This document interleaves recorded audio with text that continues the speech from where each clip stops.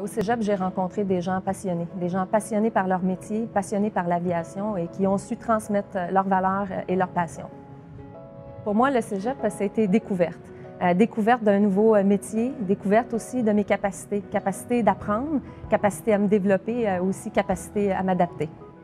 Durant mon passage à l'ENA, j'ai fait des cours pratiques qui nous permettent de travailler notre dextérité et d'apprendre.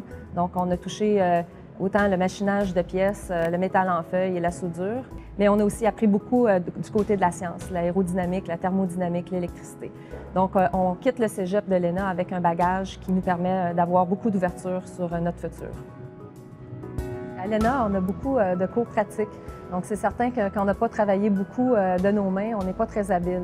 Et je me souviens, entre autres, de mon cours de soudure et je souligne la patience de notre professeur de soudure qui a réussi à nous amener jusqu'à la fin du cours.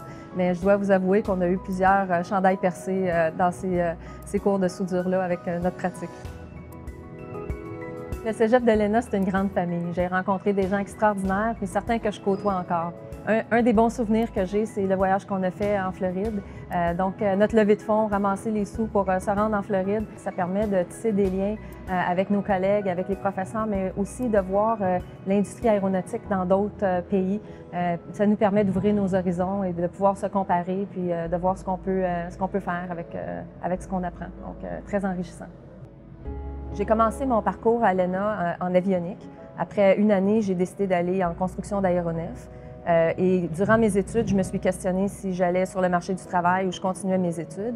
Mais ça m'a permis d'avoir le temps de réfléchir à ce que je voulais faire et puis de bien me préparer. Le cégep, c'est le début de l'aventure. Donc, profitez-en pour explorer, pour apprendre et aussi changer de direction. L'important, c'est de trouver votre voie et de persévérer pour vous rendre aux études supérieures ou sur le marché du travail. On me demande souvent quelle est la place des femmes en aéronautique. Pour moi, les femmes ont autant leur place en aéronautique que les hommes.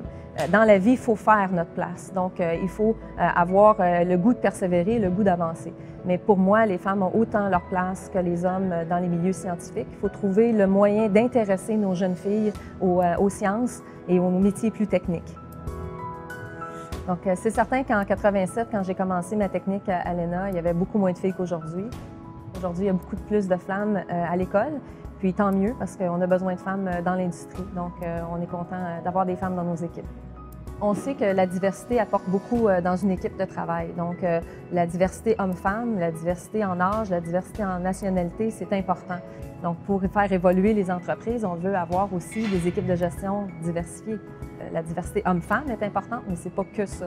Les gens apportent des choses différentes, voient les choses différemment, mais tu veux pas avoir tout un ou tout l'autre, tu veux avoir un mix. Tu vas avoir des gens qui ont de l'expérience avec des gens qui n'ont pas d'expérience. Parce que les gens qui n'ont pas d'expérience, ils voient les choses différemment, ils amènent des idées différentes, des questions différentes. Donc, c'est vraiment cette diversité-là. Donc, c'est important là, de garder la valeur que chacun apporte. Bon 50e au cégep, Édouard Montpetit.